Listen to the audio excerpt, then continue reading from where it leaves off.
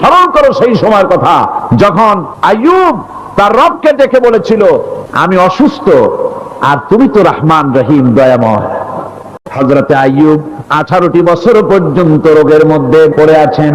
এত অসুখ করেছে, এত রোগ, শরীর পচে গিয়েছে, গায়ে পোকা ধরেছে, দুর্গন্ধ হয়ে গিয়েছে, বিবিরা চলে গিয়েছে, ছেলে মেয়ে পাড়ার লোকেরা দূর দূর করে তাড়িয়ে দিয়েছে। এবার জঙ্গলের ভিতরে গিয়ে আশ্রয় নিয়েছেন। এমন অবস্থা হয়েছে, শরীর পচে পচে জিহ্বায় যখন পোকা ধরা শুরু করে দিল, হযরত আইয়ুব আলাইহিস সালাম তখন আল্লাহ রাব্বুল আলামিনের দরবারে এই প্রথমবারের মতো তিনি বললেন, হে আল্লাহ তাআলা, সমস্ত শরীর জড়জড়া হয়ে গিয়েছে, গায়ে পোকা ধরেছে, হে আল্লাহ, এখন দেখি আমার জিহ্বায় পোকা ধরা শুরু হয়েছে, আমার জিহ্বাটায় পোকা তুমি দয়া করে দিও না, কারণ আমার জিহ্বায় যদি পোকা হয়ে যায় তাহলে তোমার জিকির আমি কি দিয়া করব। হযরত আইয়ুব আলাইহিস সালাম বললেন না যে আল্লাহ আমারে maaf করে দাও, কষ্টের মধ্যে আছি।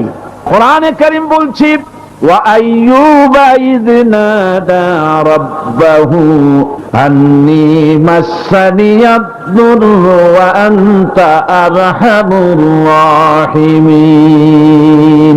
স্মরণ করো সেই সময়ের কথা যখন আইয়ুব তার রবকে ডেকে বলেছিল, আমি অসুস্থ আর তুমি তো রহমান রহিম দয়াময়।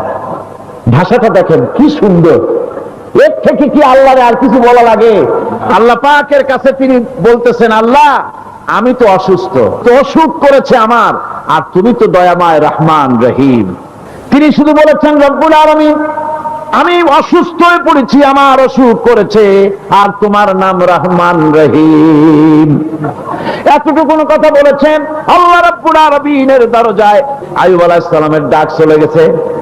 আইয়ুব আলাইহিস সালাম যখন আল্লাহ রাব্বুল আলামিনের কাছে ফরিয়াদ করলেন, আল্লাহ পাক তখন বলছেন, ফাস্তাজাবনা লাহু ফাকাশাফনা মা বিহি মিন দুররিন ওয়া আতাইনাহু আহলাহু ওয়া মিসলাহুম মাআহুম রাহমাতাম মিন ইনদিনা ওয়া যিকরা লিল আবিদিন।